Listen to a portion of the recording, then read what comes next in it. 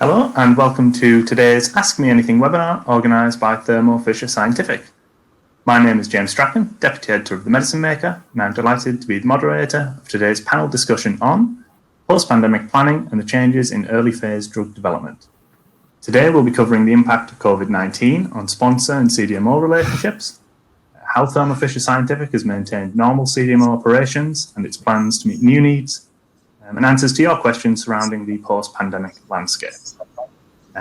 We have 4 panelists today. So first, Christy Eatman is Global SME in Sterile Drug Products. Christy supports the global sales and business development teams in providing technical support, designing strategies and supporting new business opportunities for Thermo Fisher's sterile manufacturing business. Michael Krusky Jr. is Senior Director and General Manager, API. Mike joined the Thermo team in 2015 and has more than 25 years of experience in pharmaceutical research and development. Jeff Howe is Senior Manager of Scientific and Technical Affairs. Jeff's role is to drive innovation and advance new technology development in bioprocess and manufacturing sciences.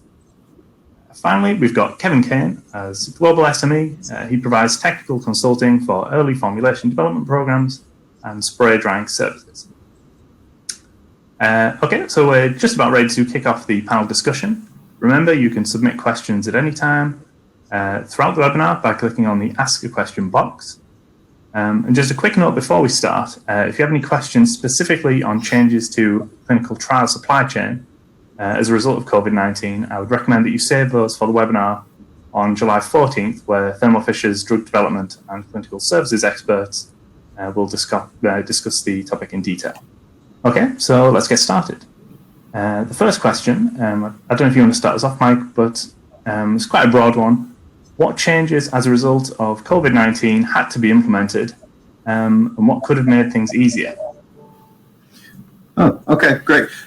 So Thermo Fisher's strategy for COVID-19 was based upon 3 overarching principles: protect our employees, support our customers, and ensure each employee does their part to help with COVID-19. So the first thing that we did, we put together a training for all employees for Thermo Fisher. So all the employees went through a training that talked about the virus itself, how to socially distance, good hygiene, and all those sorts of things. The next thing that was a requirement was to put a COVID BCP, or business continuity plan, in place for each site.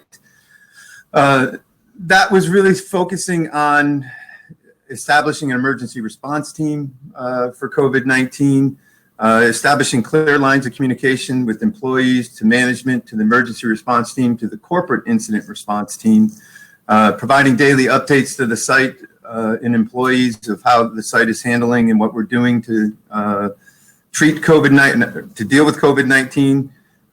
We had to establish social distancing protocols, contact tracing protocols. We had adding different additional disinfectant machines or stations throughout the site, even requiring employees to do at-home fever monitoring before coming into work.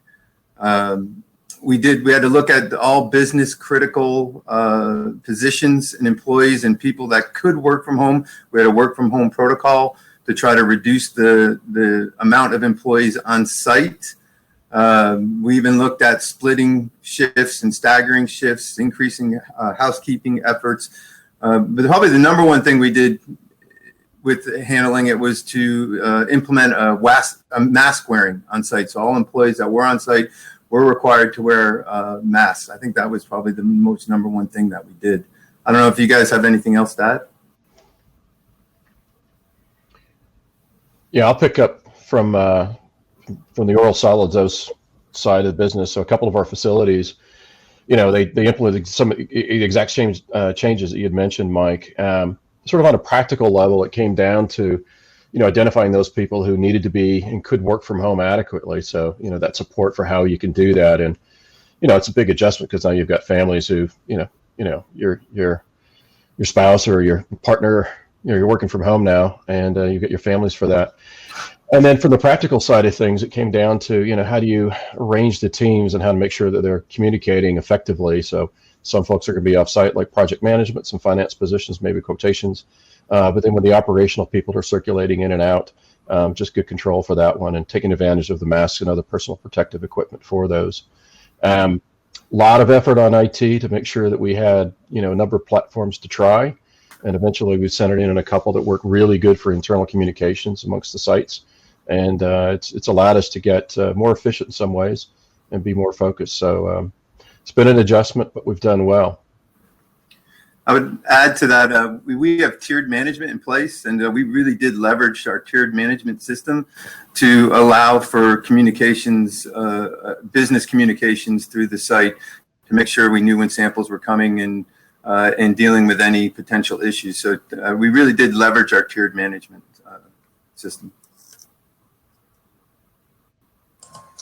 Yeah, I might just add here, as part of the bio side, which is the drug substance side for biologics, I think we followed a very similar approach. I mean, this kind of what Mike was speaking to was a global approach in how Thermo Fisher internally would be dealing with, the onset at the time of COVID-19. As it kind of traveled around the globe. I think what was important, and I guess part of the question is, what could have made it easier? I think, Kevin touched on it. We did have, the IT infrastructure in place to be able to allow, a lot of people to work from home. And similarly, I think, to Mike's point, and similarly in bio, we have a very kind of flexible approach when it comes to delivering to our customers, and so a lot of capacity that is replicated within different jurisdictions that allow us to maybe shift different priorities to different sites. So that has definitely kind of helped in dealing with the COVID-19 challenge.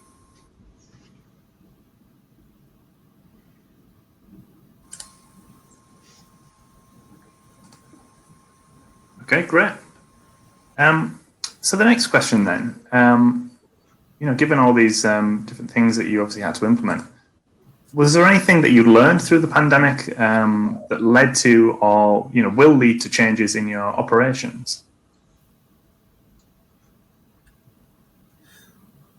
I can start with that one. A lot of our clients like to have a PIP or a person in plant during new campaigns or registration campaigns. And obviously that wasn't possible with COVID-19 because part of our policy was that visitors were not allowed on site. So one thing we were able to do is get a virtual type of PIP. So we got a RealWear HMT1Z1, which is an explosion-proof virtual camera, and that allowed us to go into the production floor and allow our clients to have a virtual person in plant, which I think is something that we hadn't done before, but it seems to be working very well. And I think that's something that will stick down the road, maybe not even just for PIP, but even for audits, for virtual audits and stuff like that. Yeah, and I can add on the drug product perspective. So, of course, a lot of the focus on COVID vaccines and even treatments are on the sterile drug product side. So we did implement virtual site visits, which would allow the new business to take a look at our sites virtually, and then also virtual audits, as Mike mentioned. So those are some immediate changes that we had to make. Obviously, we have to also increase our capacity, which we were working on before the pandemic. However, of course, the pandemic has sped up some of those efforts to increase capacity on the drug product side. Yeah, Jeff, do you want to maybe comment on the drug substance expansion as well to support COVID opportunities? Yeah, absolutely. I think that the onset of COVID has has changed the dynamics in how we develop drugs overall, as well as what's needed and how fast. I think that within the drug substance side, certainly as Christy alluded to, we're very much focused on continue to collaborate and open up our capacity to meet the demands from our customers. So we recently partnered with CSL in Lanao, Switzerland, where we'll be opening up with CSL a new site to meet some of the customer demands. And I think that it's a combination of both COVID and existing therapeutics. So I think the capacity is not necessarily dedicated to COVID, but certainly as we kind of come out at the other end post COVID, there will be a lot of focus also on lessons learned through the COVID around whether or not we can further accelerate our timelines. And I think we have another question around shortening timelines and so forth, but which I'll leave some of the comments to that question. But I think overall, we understand the changing landscape and we're gearing up towards that. So Kevin, I didn't know if you had anything further to add. Yeah, a couple things. So, Mike had mentioned, an explosion-proof vision system that's allowed us to take, enable tours and site visits, virtually for clients. There's been two aspects, I'd say, that, it's been great to take some tours, follow along, and be as an external subject matter expert when a client's on site, being able to speak to some of the aspects of a program I might be involved with where it's being conducted at a different site. So participating in that tour has been really beneficial. But a couple of other things that we've got, Jeff and I and Christy are both, external subject matter experts. Sometimes may have, interactions with staff, particularly in some of our scientists remotely at the sites. There may be a specialty technique that's being done. I know that we're using the HoloLens. In fact, we provided this to a vendor who was supplying us with a bit of equipment. And the kit's going through its factory acceptance test right now. And so our quality team and the engineering team who'll be using that, are going through that whole process remotely at the factory where the kit's being finalized before it's shipped out. And so that's allowed us access in and be able to work differently. That's also a great training tool kit that we're using as well, that HoloLens, for helping people work through different processes and do some troubleshooting. So it's allowed us, I think, to be more creative and connect more people who may not have been able to participate in something before. So it's really quite powerful. Great. Okay, brilliant. Well, it kind of leads on to the next question, which, was there anything from a technology and data perspective that might have made, things run smoother during the pandemic, from the operations side specifically? I can start with that one again. Definitely one thing that we did not have when we started COVID-19 was a good process for obtaining wet signatures. So that was definitely a logistical headache early on. And we now are implementing Part 11 compliant DocuSign for GMP documents. That is going to really help this situation. But yeah, there was definitely more technology around getting GMP documentation signed off. I think we've solved it now with the implementation of Part 11 compliant DocuSign, though. Yeah, maybe I can follow on from that. I think we always wish for something, right? And I guess in hindsight, lights out operation and automation within some of our manufacturing sites would have really helped, right, with this situation. And really, I think the point of what I'm saying, though, is that, currently we don't have that, but we are exploring certain technologies that will lead our manufacturing plants in that particular direction, right? And that includes, various IT systems, And you know, to Mike's point, you know, there is also different levels of quality that may have to be implemented as we move towards more automation at our manufacturing sites.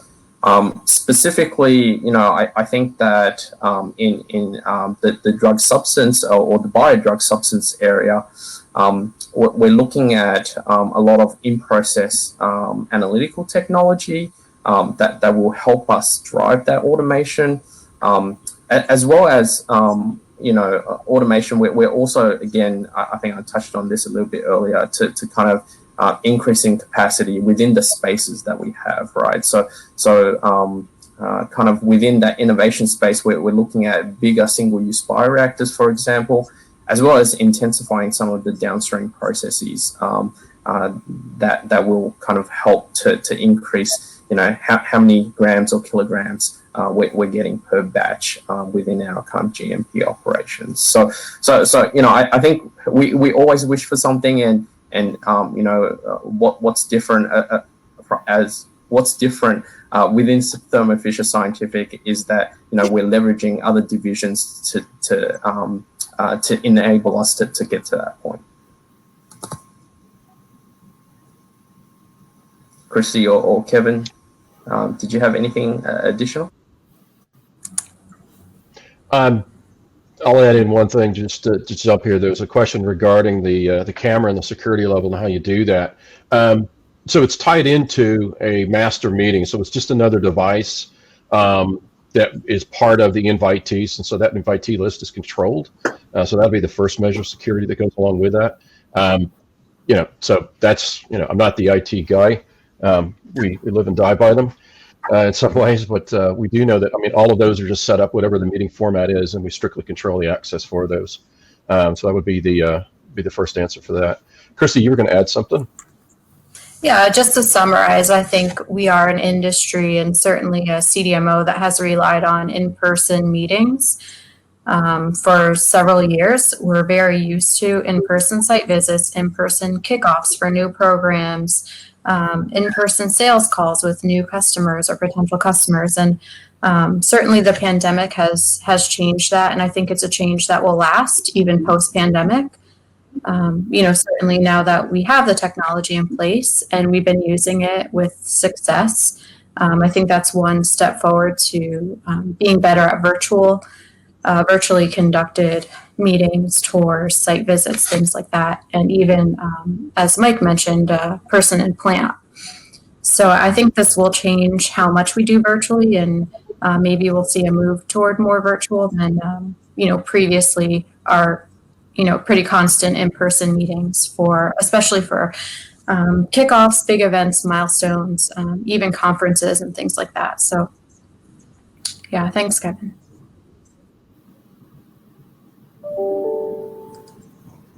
James, I might quickly address the question around whether some of these practices are sustainable.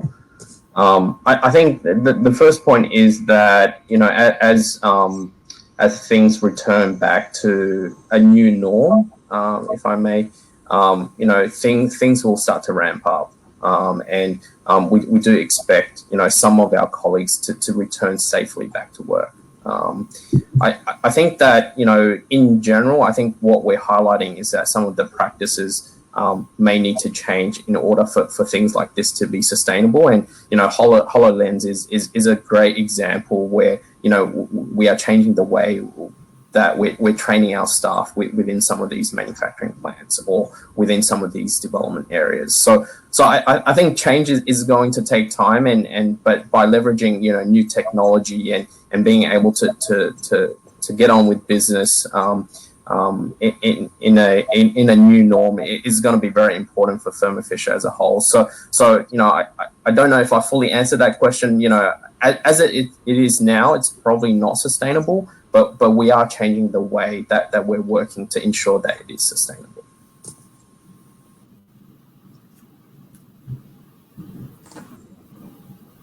All right, brilliant. Well, the next question is quite a broad one. Maybe Kevin, you can kick us off for this one. The question asks, what are the essential requirements for early phase drug studies? How can timelines be reduced, and will early stage drug development be faster? Yeah, definitely. Thanks. A really good question for this one, and I think my colleagues and I, we can all, participate in this one because we've got the different purviews. But generally, nothing's changed in terms of the development process. So, that development piece and the approval process is exactly the same as any sponsor would moving into clinic. It's the two species toxicity and the CMC package you need for both the substance, be it small molecule or biologic, and then the drug product. All that needs to be submitted along with investigator's brochure and your clinical protocols and everything else. And those, these things are still the norm. And what I've heard from a couple of clients is that, they're working hard to make sure that those submission packages are more complete. They're probably looking a little bit more so that there's less back and forth required with agency. And then by sort of anticipating questions, you're doing a better job and, to make sure that the responses required back from agency, they're fewer and it doesn't hold you up for that. How to shorten the development time, I think really what we're starting to see are people taking advantage of, leveraging the interplay between the substance and the drug product development piece, sort of trying to interleave those activities together at the same time, or draw them up rather than sort of wait for, production of a GMP batch before you start working on pre-formulation for your dosage form. So there's no reason to wait that long before you start some pre-formulation and start understanding, how your biologic is going to behave, how the molecule is going to do. By pulling these things together, you can drop weeks and maybe months from your timeline. The other advantage of that, particularly with some of the projects that we're working on between, say, Mike's site and one of our development sites, maybe in Oregon or in Canada or someplace like that, is that the teams are really getting engaged and starting to share information back and forth. And so it means that, both sites are informed, they're anticipating changes potentially in schedule as, maybe crystallization takes a little bit longer. And so the project team is able to move resource off, wait for that, take on another, finish up another project perhaps. But the other part for that one is that really, as you're starting to pull those timelines together, you're cutting down on the overall timeline. And that means for a small emerging company where, timeline is everything, because that's your burn rate, you're really realizing some savings that go along with that. And then the other piece that we're taking advantage of and really starting to see some benefits is, most of the time we sort of stop at the formulation piece, and the clinical packaging and labeling, might be an afterthought, but we're really seeing advantages to, understanding what the clinical study design is like, and the dosage form needs to be, and in this condition it needs to be Y, and how can we bring in our colleagues on the clinical labeling and packaging side to help anticipate and then plan for and get involved with this. And we're really getting much smoother handoffs. There's no dropping of responsibility. Communication is really key. So I think those advantages under what we're calling quick to clinic or quick to care, those are where I'm really starting to see, helping sponsors get through and produce well-rounded packages for submission and then actually execute. I think, Jeff, you've probably got a good, from the substance part, you could weigh in a little bit on this and how things have pulled together for you and your team. Yeah, absolutely. Thanks, Kevin. So on the drug substance side, even pre-COVID, we were working towards kind of this central theme of getting it quick into clinic, right? And that hasn't really changed with the onset of COVID. But I think what COVID has challenged us is to get some of those therapies into first in human even quicker.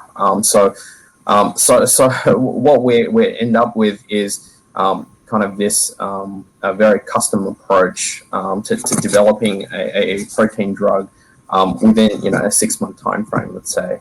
And so I think the key points though here is that that what has changed is our approach, right? Now we're working more closely with the sponsor and how they're interacting with the regulators, because what we're offering as part of COVID is a really streamlined approach, streamlined platform approach that needs that kind of regulatory tick ahead of execution of that work scope. So a lot of risk, obviously, in that timeline that requires you to kind of embrace some of the technologies that are not typically used, such as transient expression or the use of stable pool material.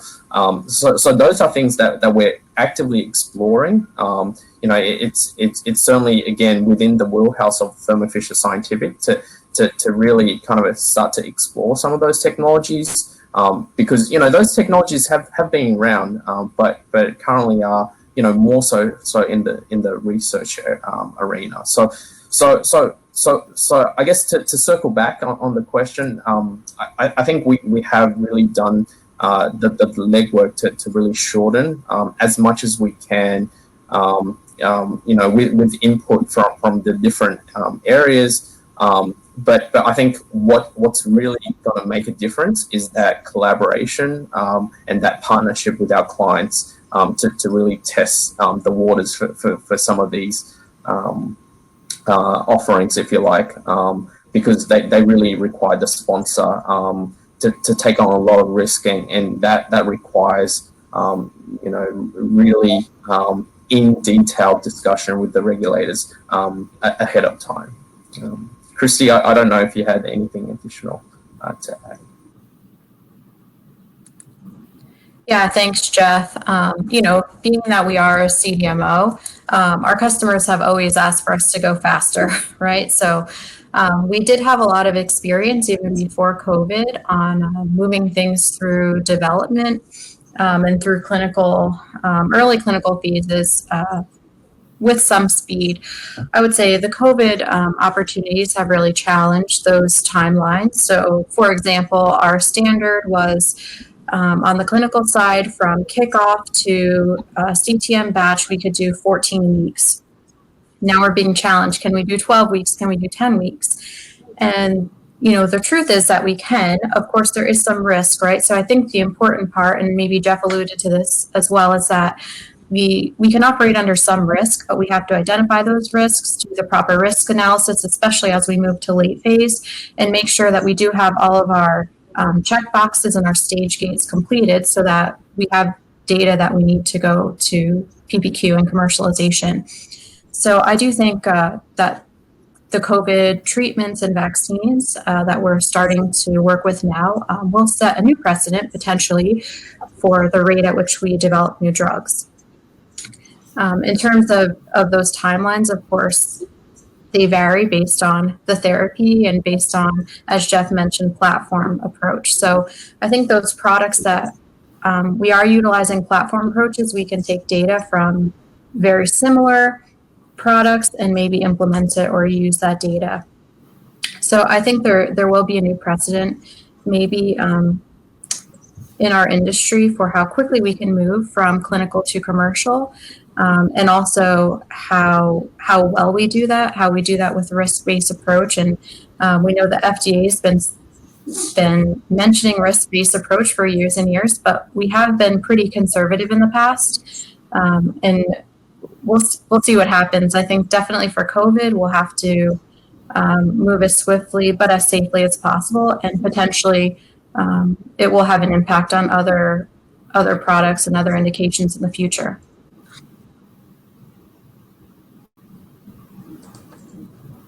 Yeah, so the next question then is on raw materials. Are there any specific sourcing strategies that you've applied, during development to ensure that consistency across development, and then into GMP for raw materials? Yeah, maybe I can start with that. Sorry, Mike. Go ahead. Maybe I can start with that. Yeah, great. So as Christy kind of alluded to, when it comes to platform technology, I think, there is definitely a strategy in place. And it kind of also goes back to how Patheon has vertically integrated, right, into Thermo Fisher Scientific, with a lot of the raw materials that or critical raw materials that we use coming from some of our internal divisions. And that has really put put us at the forefront of being able to deliver for our customers, right? So the kind of internal know-how and the internal planning or the S&OP process around what's required for how long, the campaign length and how many batches we're going through. That has really been critical in lining up the necessary critical raw materials that we require within bio, and that has really helped in times of need, which is what we're going through now. So I definitely see that as a huge advantage when using some of the platform technologies that we have in house. So I just wanted to get that in before you, Mike. So I'll pass it on now. Yeah, I guess from a small molecule API standpoint, I think we've learned we have to be cognizant of everything. Everything down to just a solvent, to a key raw material, even to ancillary reagents. We've had to manage with the bulk solvent delays. For example, heptane has been an issue because a lot of our suppliers are using those lines that would be normally for heptane to be making IPA and ethanol for hand sanitizer. So it really, you need to have dual sourcing. That is something that we've always had.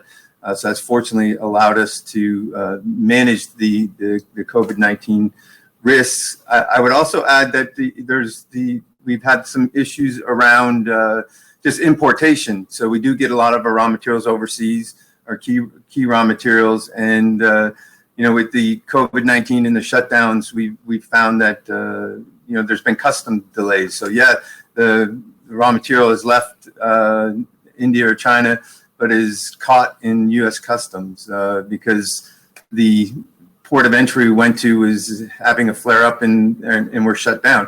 So we've even gone to managing the port of entry for some of our key raw materials to make sure that we don't have delays. And we've also utilized we have TTM in Thermo Fisher, which is Total Transportation Management.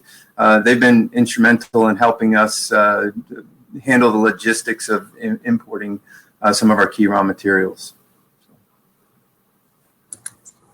Yeah, I can add on the drug product. Of course, our raw materials are components. So I think a lot of people are aware that last year there was a little bit of a scare with a glass shortage. So I think we did recover from that industry-wide. But now with looking ahead to next year and anticipating all the doses of COVID vaccines and therapies, glass is a huge concern. So part of the Thermo Fisher COVID task force is actually to reach out to multiple glass vendors to secure glass in the most common sizes, and even look at a strategy on how we can use glass that's identical but maybe from different vendors, which we typically haven't done in the past. We source glass from one vendor, we give that glass a part number, and then that glass is used for that product. But now we're looking at how can we be more flexible? How do we validate that? How do we prepare rationale documents for submissions on the fact that we could use glass from multiple vendors on the same product depending on availability? So right now, glass is the main issue. It's vials and syringes. Both have very long lead times. And, our task force is working on procuring all those so that we're ready and prepared when we need to start manufacturing vaccines. Yeah, I'll add in one thing from the oral solid development part is that most of our early development teams are co-located with commercial facilities. And so in that respect, supply chain in terms of choosing excipients and other things, it's sourced from a larger procurement team. But we've got a couple of facilities that are standalone. But we can leverage the resources, say from our Cincinnati site to take care of if there's a specific need that's within the shared materials list that's qualified for a vendor for a particular excipient that might be used at one of our standalone sites. We've leveraged that. But again, for early development, the focus is on getting to a dosage form that can be, administered to a volunteer or a patient, demonstrate that safety and tolerability. And as you move through, and so those first examples of excipients for prototypes and whatnot that are used in those early stage development products, we don't start expanding until we move into the commercialization. And then we do have the breadth of experience and the supply chain ability to source multiple materials to different vendors for, one common excipient or some others. So, I think we're well positioned in that sense that, we can adapt as the clinical complexity goes up for the dosage form. And, we're doing some smart sourcing on these to make sure that we've got coverage and anticipating, particularly as other new programs are coming on, some of these for existing therapies and interests that are emerging, as well as responding to the needs for COVID treatments and others. And there was a question out there around, are we changing our sourcing strategy due to COVID? I would say the answer to that is no. I think our at least from an API small molecule perspective, our sourcing strategy has always been to have dual sources on different continents. And that's something that we'll continue to do. We're not going to change our strategy to not source from India or China or Europe. That's going to stay the same as it is. We will continue to source from there, but we'll always be looking for dual sourcing on a different continent for protection.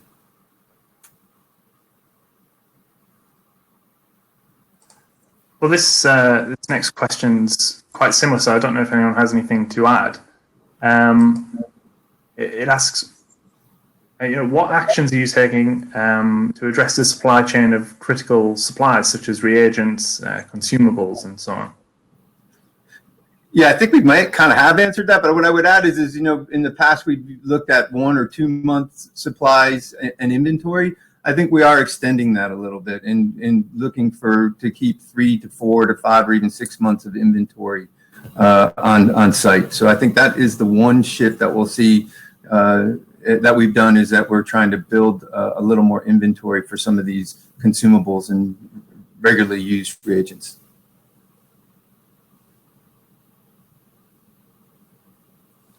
Okay, great. So the next question is on virtual audits. It asks, will these become acceptable for both API and CMO?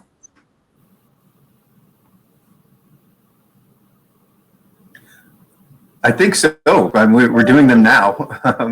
I think we've got 3 scheduled over the next weeks. So I do think that's. I think longer term, I think clients would prefer to be on site, but I think as we improve the way we do virtual audits, I think that they will continue to stay around. Especially when you're dealing with the EU company in the US, maybe they don't want to travel, so a virtual audit, if it's done properly, will suffice. Yeah, and I think we are starting them now, and the reason why we've delayed a few months is because we were working through all those safety issues. How do we share documents, internal documents safely? How do we ensure that we're not compromising our own procedures and confidentiality and things like that? So now we've got those worked out, and on the drug product side, we'll start virtual audits in a few days.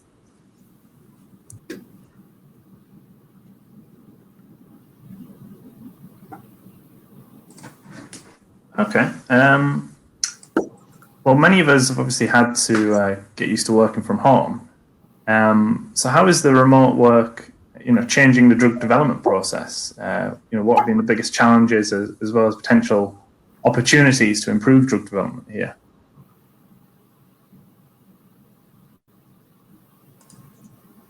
Yeah, maybe I can start. So in the drug substance space, I think we go back to this platform approach, right? When you have a robust cell line and a robust process that you've done 100 times, it's definitely going to make things easier, right? So I think what I want to highlight here though is that we're not just staying with our platform. We're constantly changing that platform and to increase robustness or to increase performance, so that we're gaining speed and consistency at the end. So it is having a platform approach to drug development is definitely helpful to say the least. But that's something that it is definitely a opportunity to continue to evolve the platforms that we have in drug substance to get that first in human product. Yeah, as Kevin mentioned before, the process for drug development isn't really changing. We're still doing the same things we've always done with executing DOEs, and the framework hasn't changed. I think the question might stem from a concern of, will other therapies or therapies for other indications besides COVID sort of be put on pause while we work to produce COVID vaccines? And I think the answer to that is no. I think we're well suited and focused at least in our CDMO, at our drug product and drug substance sites, that we're building capacity to support COVID, but also to support existing products, and that work on existing products currently in clinical, even moving through the phases, that work will continue. We have seen slight delays in clinical trial execution just because of enrollment, because we're in the middle of a pandemic. But I think there has been a concern, will my work on my therapy stop or be delayed because the focus is now on COVID? And I don't think that's the case. I think our teams have been working to manage both well through the pandemic, so that afterwards we haven't stalled on other therapies, important therapies. Yeah, good. Well put. Yeah, Chrissy, I think you've got it right. I think, we've talked about the different technologies that, we've all had to adapt in terms of, working remotely, working from home, rotating teams in, from a practical level. One of the sites that I tend to work with frequently, they'll have rotating analytical teams in for the development space, and they'll do all the laboratory work that they can, and they'll take those data, and we'll do the data workup and a lot of communication that's offsite. And there's some efficiencies for that. I mean, you certainly miss out on the the random interactions that would happen in a normal office setting. But one of the things that we've noticed is that the teams are requesting even spot check-ins during the day, so they can at least together go through at the same time and hear the exact same questions being answered back and forth. And it reduces the time lag that might happen, say, in a string of emails and things like that. I think people are more, rather than relying just on email communication, if we're working on, the Teams platform, or we set up a quick mini video conference, we can go through, troubleshoot something very quickly together. And maybe it would be, someone who's actually at the site, and make sure we get inclusion that way. I think we're finding some efficiencies, and we're adapting so that we can improve the efficiencies. As Jeff mentions, it's nice to have some platforms where you've got some presets, some assumptions that work for particular dosage forms, and where those fit, that actually provides us with a great deal of efficiency. The other thing that we're seeing with our clients, again, is really looking at us as collaborators rather than just sort of executing a string of work. I think that makes us together as both sponsors and CDMOs much more efficient, because we're anticipating, we're getting good at communicating, we're thinking about plan Bs, those types of things. So I think those are opportunities, and I think we're rising to those.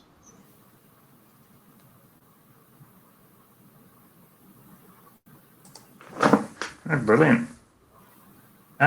This next question is quite an interesting one. Does anyone have any thoughts on whether post-pandemic research will improve drug development, research collaboration, and knowledge transfer between countries?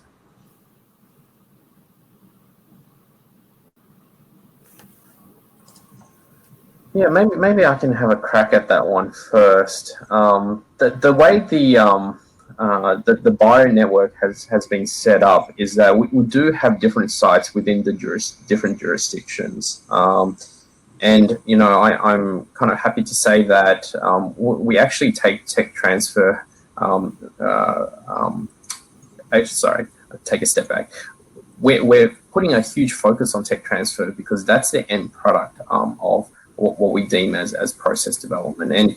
And as part of that, we put in a couple of global policies in place to really cement, how we're doing those tech transfers, not just across the road anymore, but across boundaries and across countries, right? So for example, I'm based at the Princeton, New Jersey site where, a lot of the development work at that site is either transferred to our St. Louis, Missouri site, our Brisbane, Australian site, or our Groningen, Netherlands site, right? So there is a sense that, as we're doing these transfers, we're abiding by, some very key elements that are required for success for tech transfer. So by having that in place, even before COVID, has really strengthened our ability to really kind of improve that knowledge transfer between countries. Yeah, I guess to add to that, I think what's happened with the pandemic is it's forced us to improve the way we communicate, and both intrasite and external with clients and collaborators. And by the improved communication skills, there's just no way you can't improve the development and the collaboration in problem solving. So I think by refining our communication skills during this time, it will have a positive effect long term.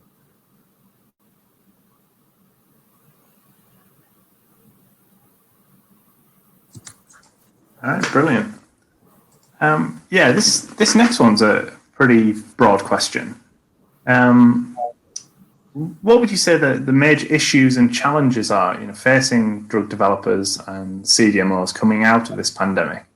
What, if anything, is keeping them up at night?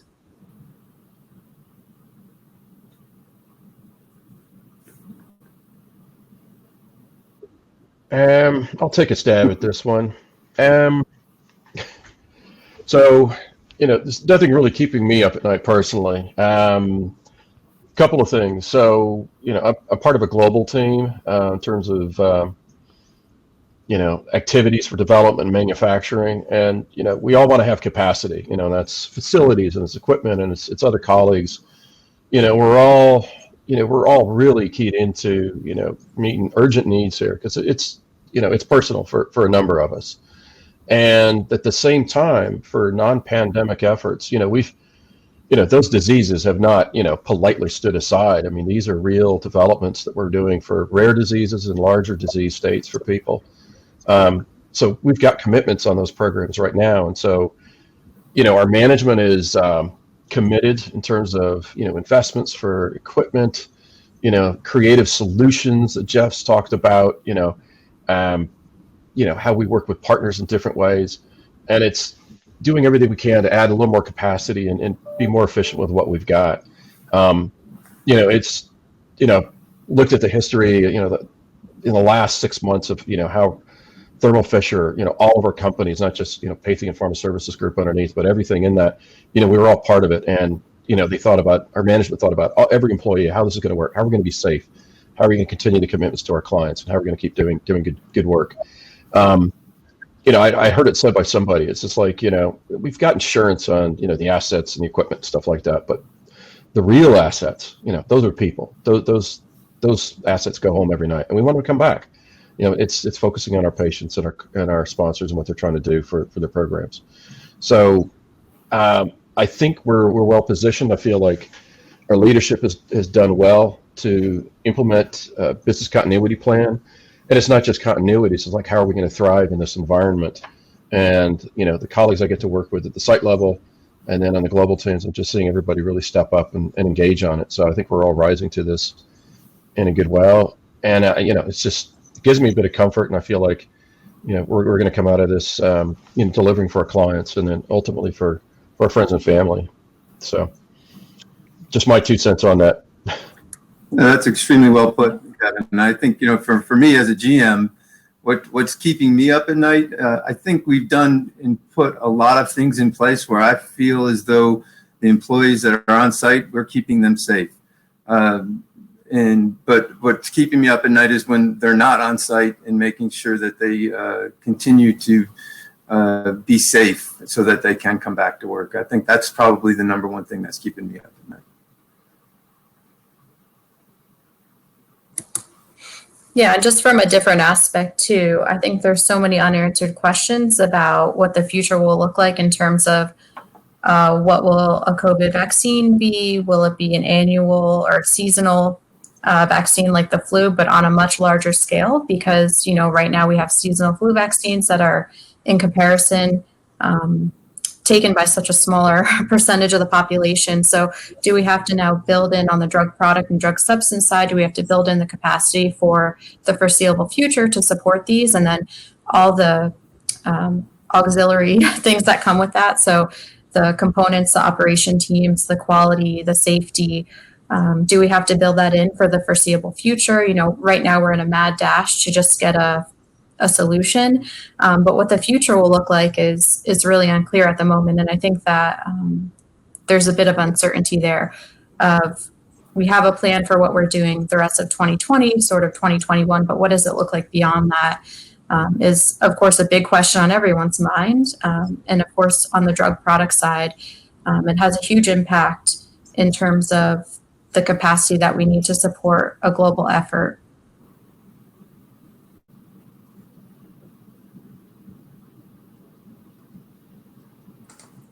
All right, thank you. Yeah, another question here on remote working. This one asks if there's any way to facilitate development when you've got so many scientists or managers working virtually. I can start with that one. That question's a little difficult for me because we deem scientists to be business critical. So our scientists have not been working from home, so it's a difficult question to answer. You know, personally, for us, a chemistry lab is extremely safe from a COVID standpoint because we use PPE, we do routine cleaning, we have great ventilation with the hoods. It's more the office space that is an issue. So you know, stressing the mask wearing. Routine cleaning, social distancing in the office is something more that we more focused on. So I don't know if anybody wants to add to that.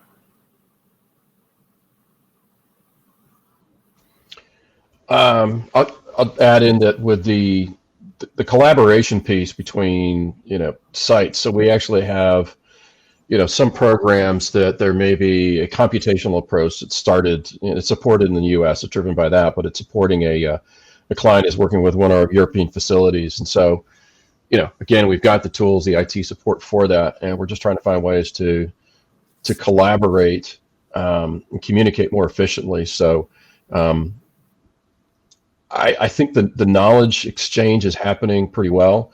I think on the programs involved where we've got an integration of, say, drug substance and a drug product piece, you know, that integration of those normally disparate activities, you know, I think that's really led to some efficiencies. I think it's led to some really pleasant discoveries when, you know, science happens. You know, crystal form doesn't look quite the way we'd seen it before. You know, how do we anticipate? Is it a problem, and how quickly can we do that?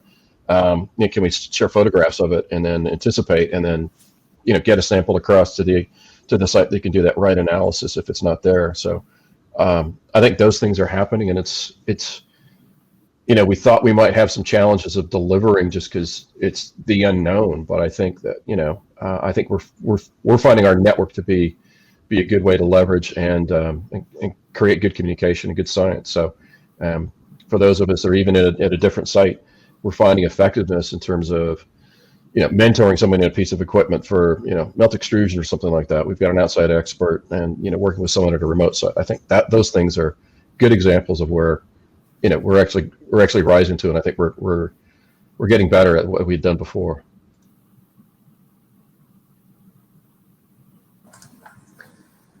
Yeah, I mean, I would just add that I think we're leveraging more and more some of the planning tools that we have in place.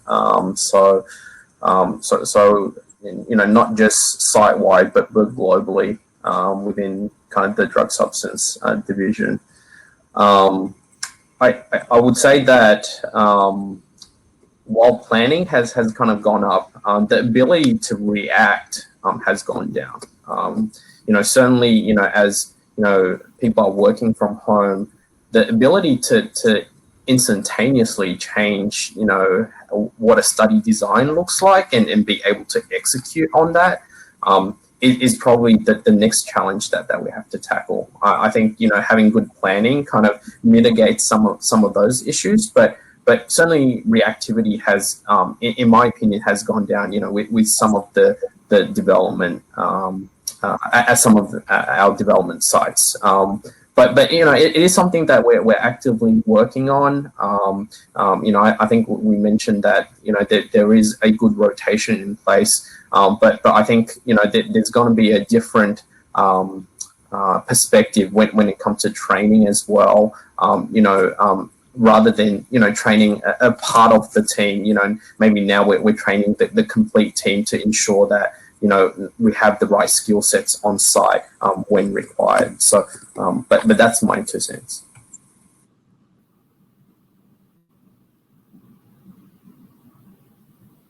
Yeah. Well, let's talk about drug safety.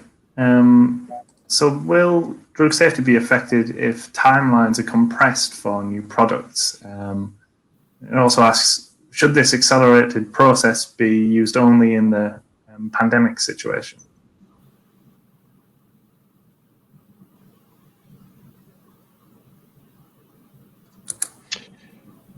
I'll just make one comment here briefly.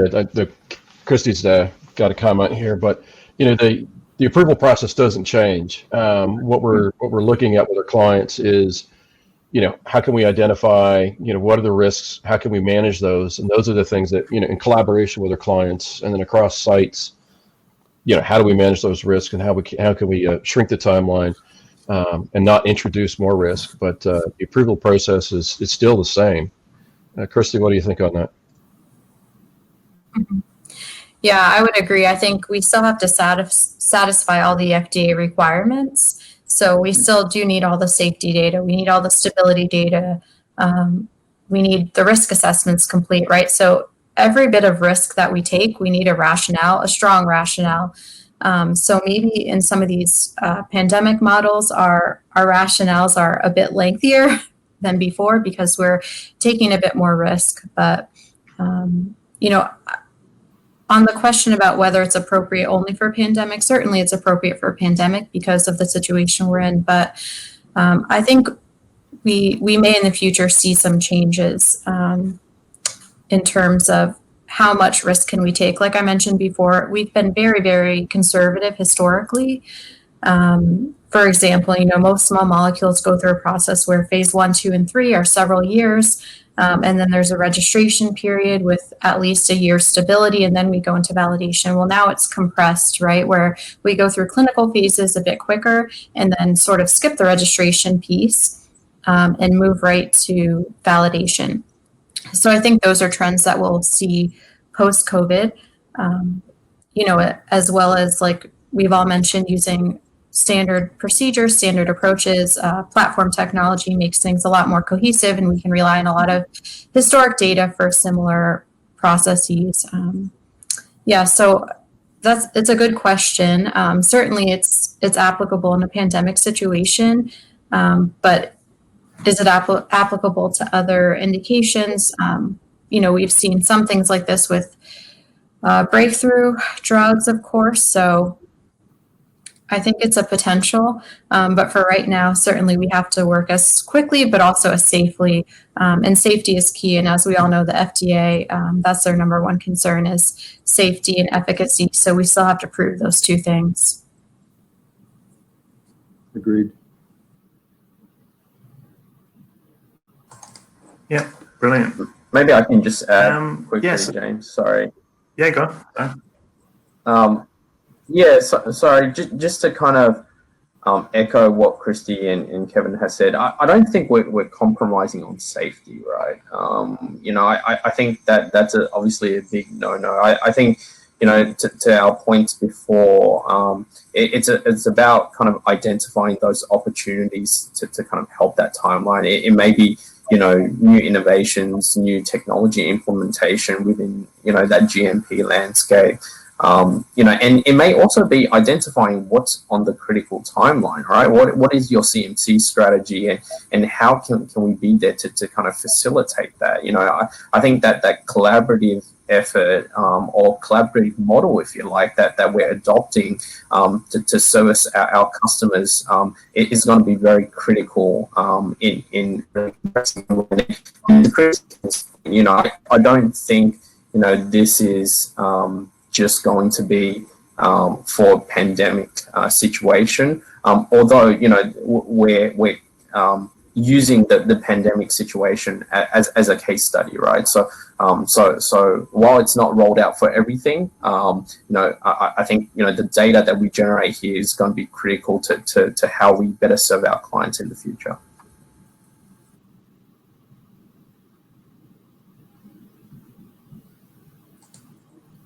Okay, well, I think that's about all the time we've got today. But I would like to emphasize that any remaining questions will be passed over to our speakers, who will respond via email. And another reminder that this is a two-part event, and there'll be a second discussion taking place on July 14th, which will focus on clinical supply chain and the problems there and how the Thermo team's responding. So I'd like to say thanks to Christy, Michael, Jeff, and Kevin. And thanks everyone for listening. I hope I can see you at future webinars. Thank you. Everybody, stay safe, you, stay everyone. healthy. Stay happy. Stay safe. Thanks, everyone. Bye-bye.